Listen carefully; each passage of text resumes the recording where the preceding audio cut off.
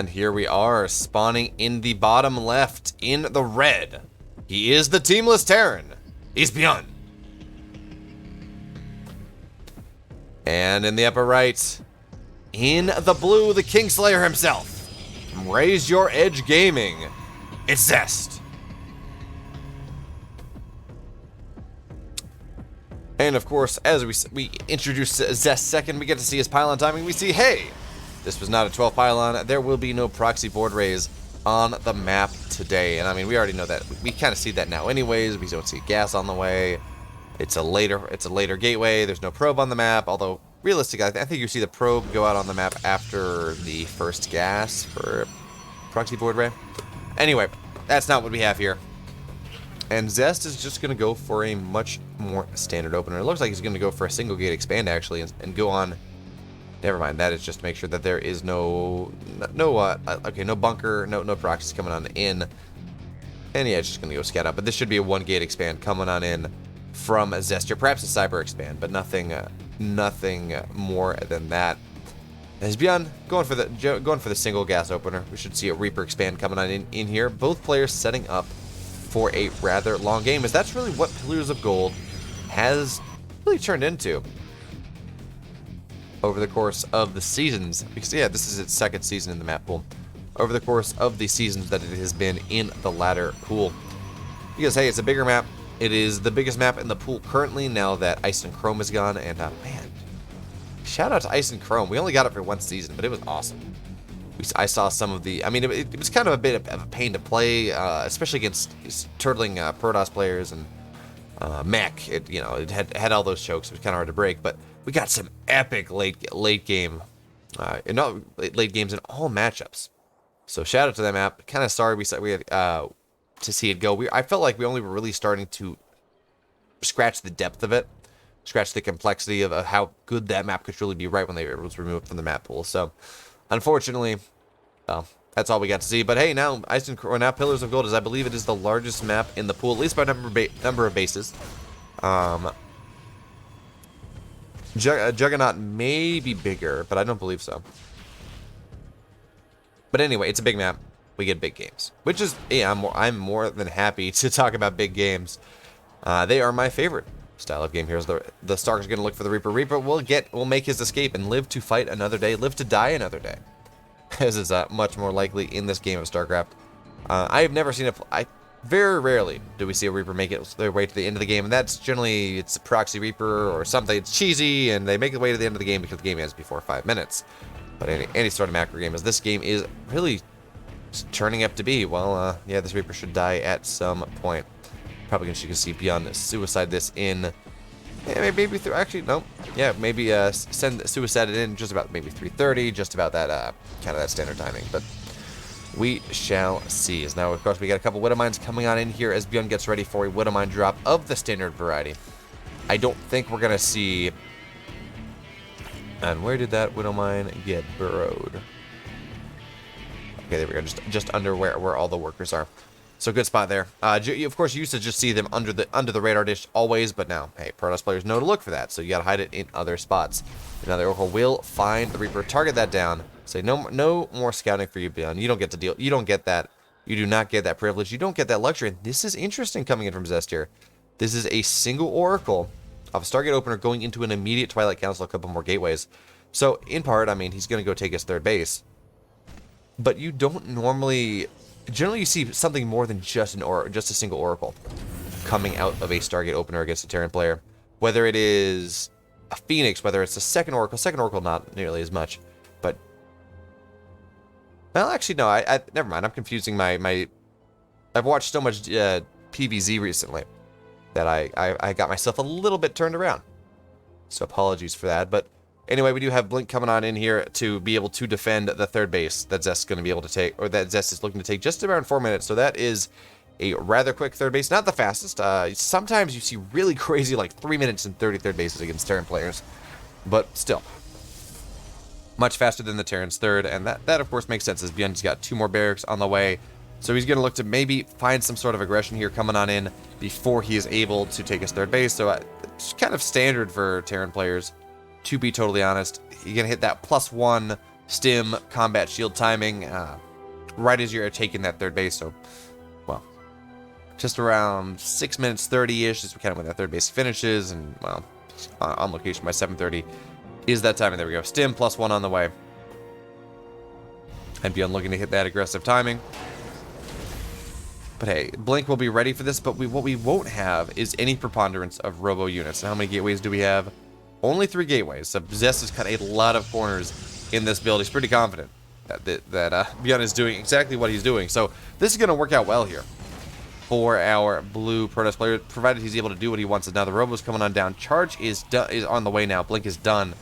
Now ZEST trying to be a little bit aggressive with this 3-gate stalker pressure. And now we're going to be able to go on in. Should be able to get the bunker. Yeah, he will get the bunker. Okay.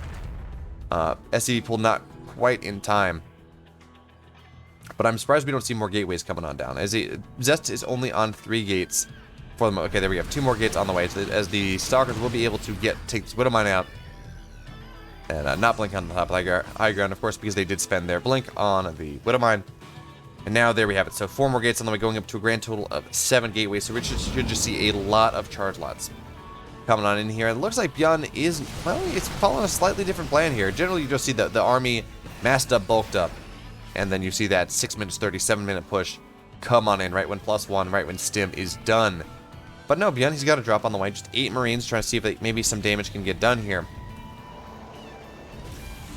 And I kind of like it because ZEST's army is so committed across the map that maybe there's an opportunity for BYUN to get some sort of damage done, but all of the gateways are just finishing up right now. We have a shield battery and a cannon on in the main base. Well, that's not going to be done by the time this push is happening. Now the push has begun.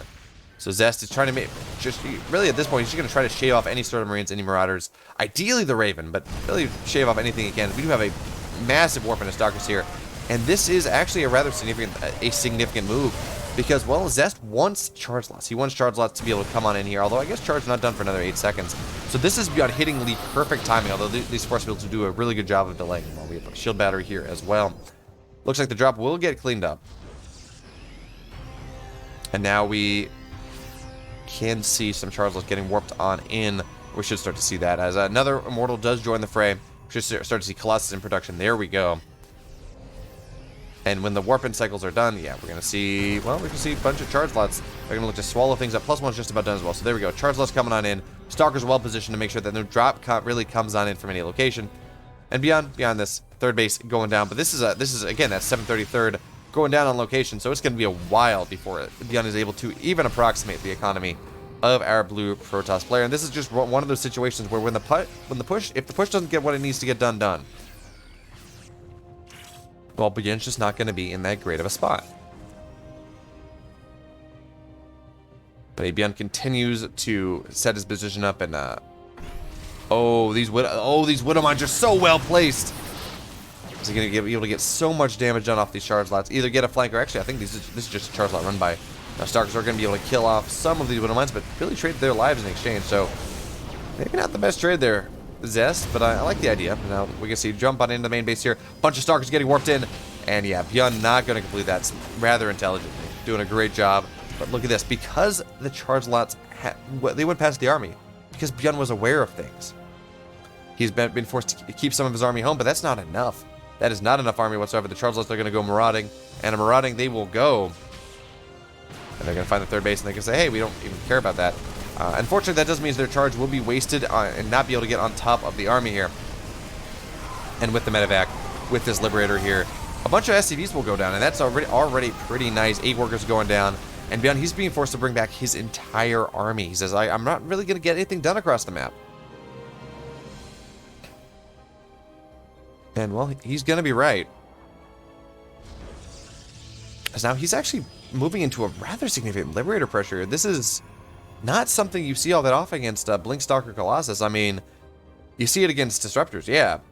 But I feel like you want Vikings. I feel like you want something that really deals with the Colossus, as ZEST is committing to it. He's already got 2 Colossus and extended thermal lance done. So these Colossi are dominant here. The Stalkers are just going to target all of this down before anything, and well, Liberator's not really coming in when they need to be. These force fields are going to be really good. And, well, ZEST is just taking these really good trades in a game where he is rather significantly up in army, although taking those Widow Mine shots are not what he wants. And this is a lot of... Actually, hold on. This is a lot of Marauders in this army. So the army that that ZEST has to fight this, not all that great for the moment. Not really, as the Widowmine Charge is going to come on in once again. But now we have a bunch of Chargelets coming in here, as ZEST has realized the compositional difficulties that he is facing. And now once again we have this army coming on in. Stalker's going to blink it around. More and more Liberators are going to go down.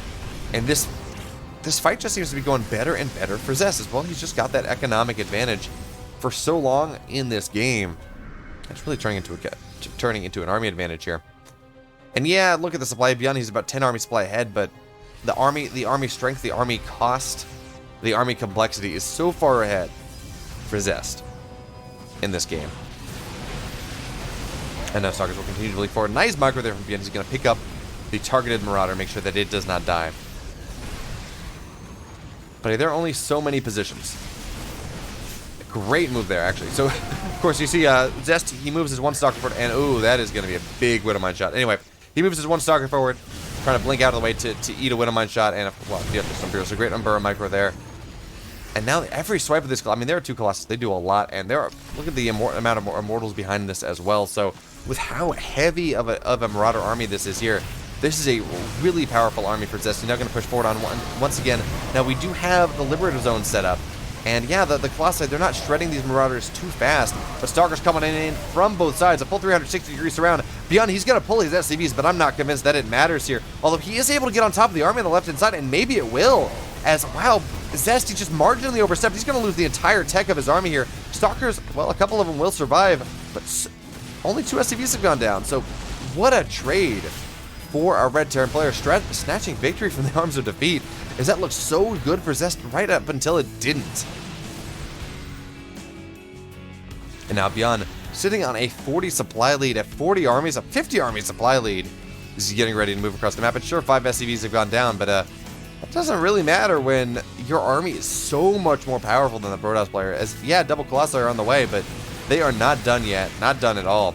And it looks like ZEST is going to lose his, well, no, BYUN's not even going to do that. He says, okay, well, I have found the tech structures. Let me just target them down.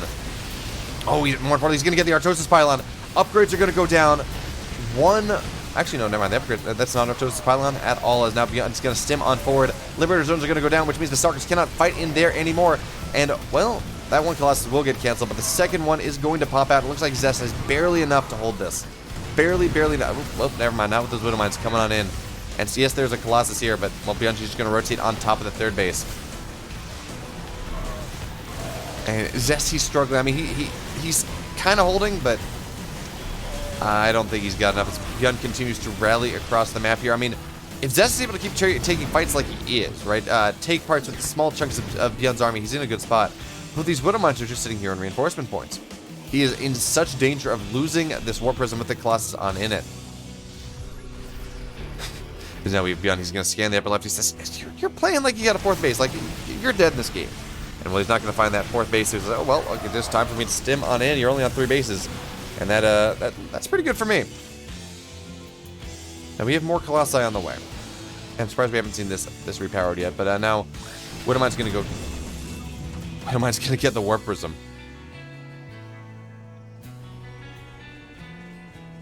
And now BYUN, he's taking the time to sit back, relax, figure things out. Alright, nice move there, as these Widowmines will start to get targeted down by the Colossus and the friendly fire from the Stalker. But now we have a drop coming on in here into the main base, and, well, yeah, it looks like ZEST actually does have enough to defend this, but BYUN, he's going to micro backwards, and what he's doing here is kind of buying time, making sure he stays on the aggressive, even as he's down in upgrades, because +2, his 2-2 is now done, which means he can fight on even terms, as the Widowmines, they burrow in, and this Colossus is going to get targeted down once again, so once again, it's just, well, actually, oh, never mind, there's that one Colossus. But not a lot of technical units coming on in from our Protoss player, but I gotta give it to ZEST. That massive upgrade, that massive army supply lead that he was dealing with for the last 5 minutes, well, it's not really there anymore. He's now only down about 16 army supply. His supply is catching up, but he's not been able to take a fourth base. BYUN has. Now BYUN's going to get on into here, get on top of the Robo that is producing Colossus. So that one Colossus that exists on the map is probably the last one in this game, as the other Robo does go down, as well as now BYUN cycling in. But of course, with the Warp it's going to be rather difficult. And the Stalkers, they're going to be able to bling on top of this, kill off most of this army, and then maybe get some more of these medevacs. But no, he does not bling on top of the medevacs. And Did we have a Widowmine run into a mineral line? We did not. But 7 probes did go down.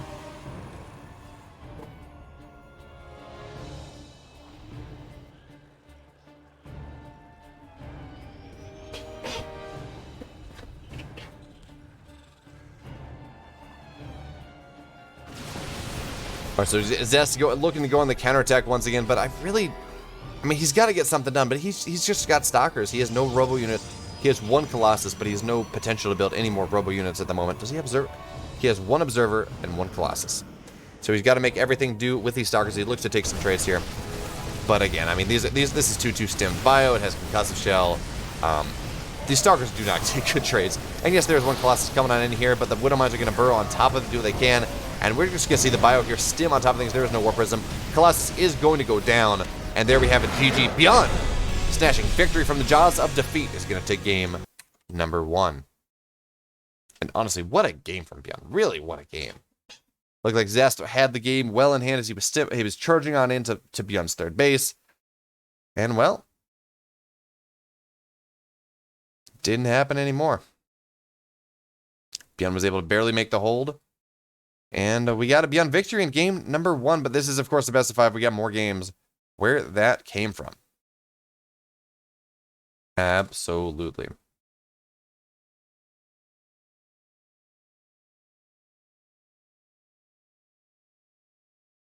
And let's go on into game number 2 now.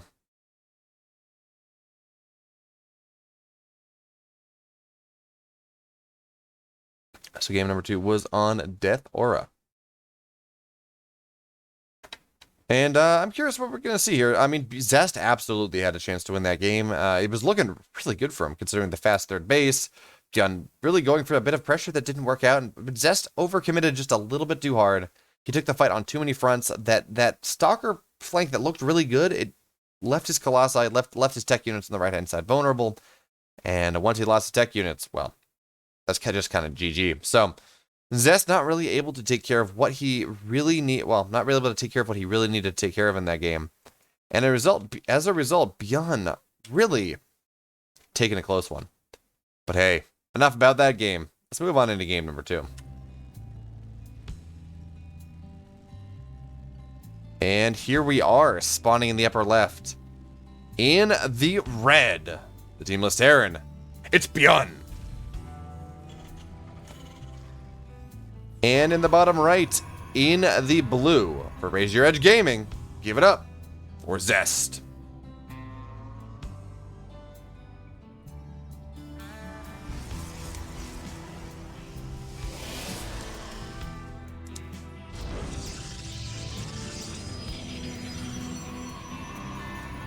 ZEST once again going for a similar opener, as does BYUN, as both these players, this is the grand finals, really showing not much propensity to do anything crazy. To go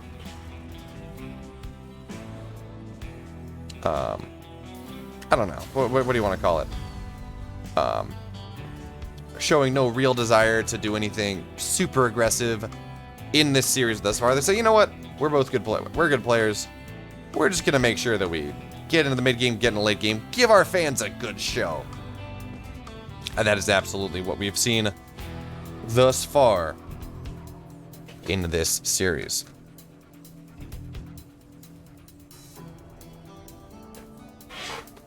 But hey, you know, I'm not complaining in the slightest. If these are the qualities, if these are the quality of games that we've been getting thus far from BYUN, from ZEST, yeah, give me like 100 more of those, because I'm not going to complain in the slightest.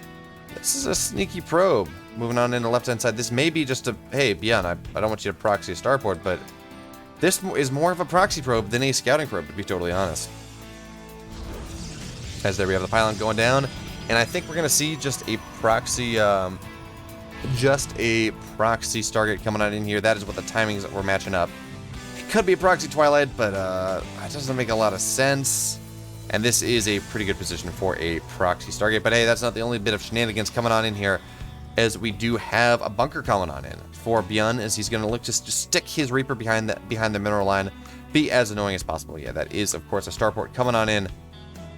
And ZEST has to be careful that this probe is not scouted. really at any sort of normal time. So now the Reaper's going to go on and say, hey, buddy, want to have some fun now, the Stalkers? Well, it's going to be a minute before this base can be mined from at all. As we're going to have to see a pylon go down, we have to see a shield battery go down, or just a decent amount of units come on, in to break this. And we don't see any of that from ZEST, actually. Oh, this is interesting, and I actually really like this. So notice, he's just ZEST saying, look, I'm just going to put shield battery on the high ground, and I can put my Stalkers just about right here, and not suffer from too much damage. But the 2 Stalkers that will be able to be taken care of.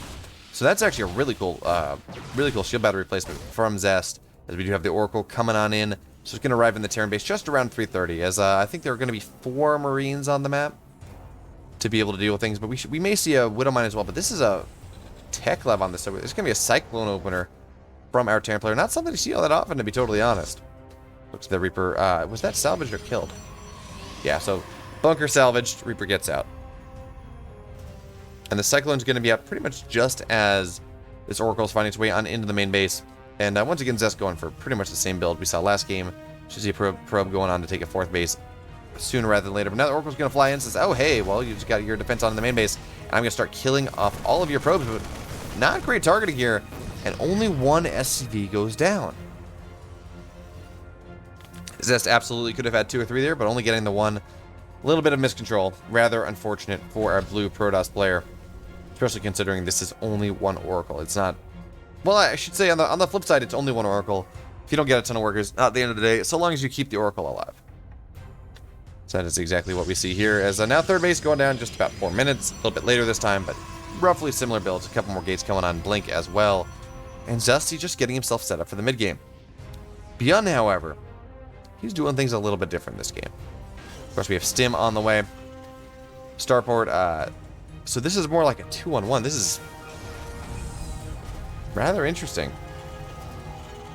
EB coming in, but this is a really fast Stim coming on in from BYUN in this game number 2, and I don't think I've seen this build all that often, actually. So there we have the reactor coming on in, so we're going to have reactored medevacs. And this is BYUN looking to really, I mean, this looks like a 2-1-1. Like what you'll see against Zerg players that BYUN loves to do so much. So this is actually pretty cool. Now we have +1 on the way, but man, Stim's gonna be so much faster than +1 is.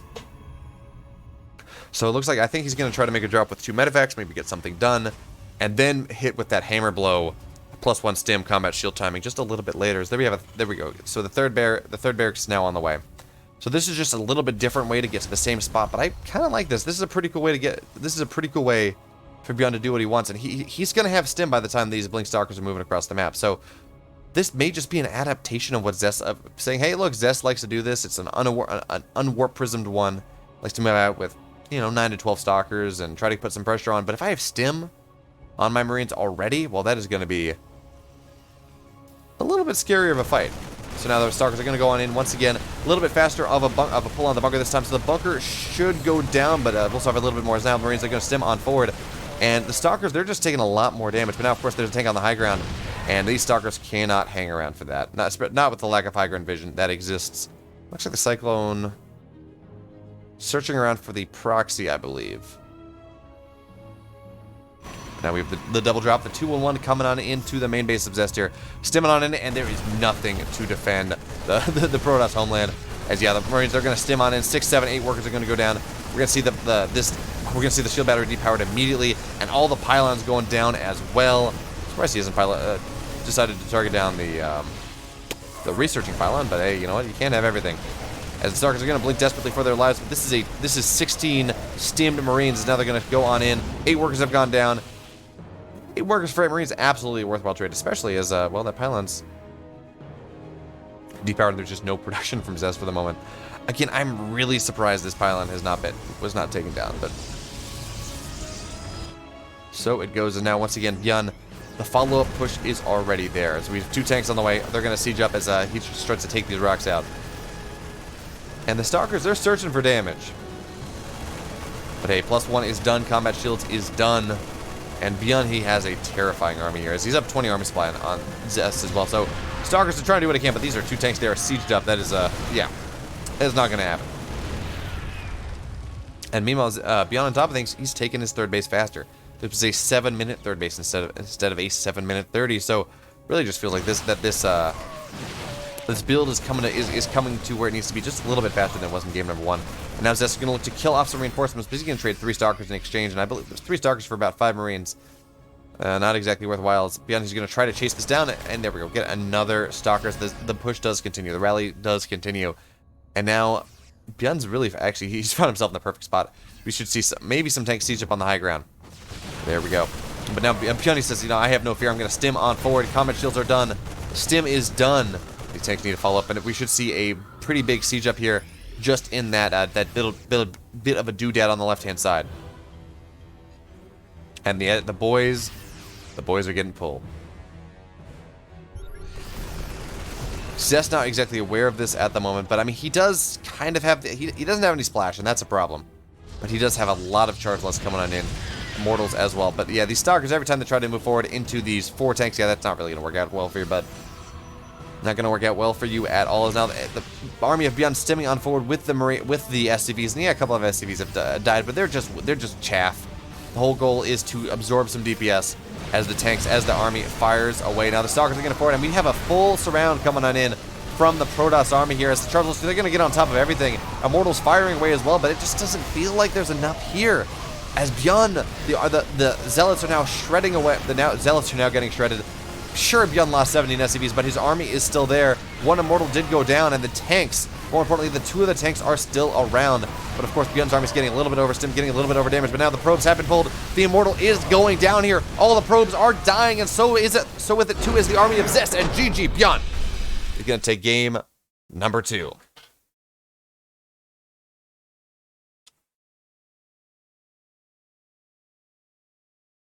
As now we wait for StarCraft to do what it wants to do, but now we have BYUN up 2-0 in the grand finals of Kung Fu Cup number 27. And ZEST, he's on the ropes, but hey, game number 3. It is going to be on Juggernaut, and that's going to be pretty cool. As one of my as my girlfriend says, parroting one of her friends, cool. I believe that's something from Community, but anyway. I don't know. I grew up under a rock. I grew up playing StarCraft. That was about it.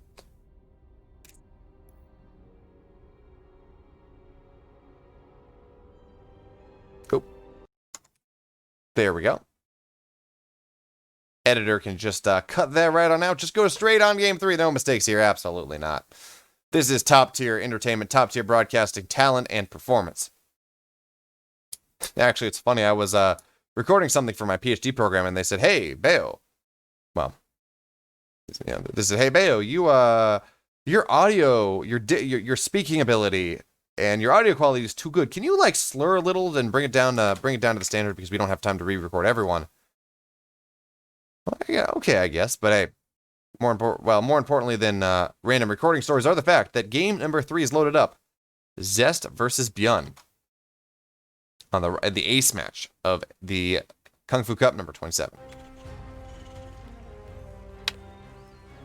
And here we are spawning in the bottom left. In the red.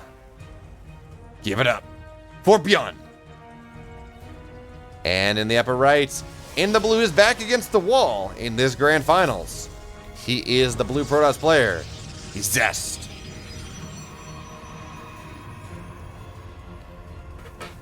But anyway, to continue that story, I was working on a video that we had to record, about a 30-minute video presenting about 60 pages worth of technical documentation for this big national competition that we are actually presenting on January 7th. But anyway, so we're doing this, and I got to go and I got to read just about 3 minutes of this script. I didn't have a ton of contribution into it. I joined the project in late September, realistically, so they'd been working on it all year. I just kind of came on to add some support, but I go to, and especially besides scripts, BYUN will pull the SCVs here. I'm not exactly sure that's worthwhile, but the probe does stay alive. And that does make it look like BYUN is interested in some shenanigans in this game number 3. But anyway, so I go do it, and I read my script, and I do like 27 takes because, if you do any sort of casting, if you do any sort of stuff with your voice, you're well aware if you slur anything, if you swallow a word, if you do any of that, you're pretty aware of what your voice sounds like. So I do like 27 takes. I'm like, this is perfect. You know, I got my diction right. I don't swallow any words. I got my pacing right. And they're like, it's great. Great job. Great job, Bale. You did a great job. And then I get an email about a week later, and they're saying, hey, we're putting the video together. Because I'm really excited about this video. It looks really good. And they're going and they're putting the video together, and they say, hey, you know what? Your your diction is, in fact, too good.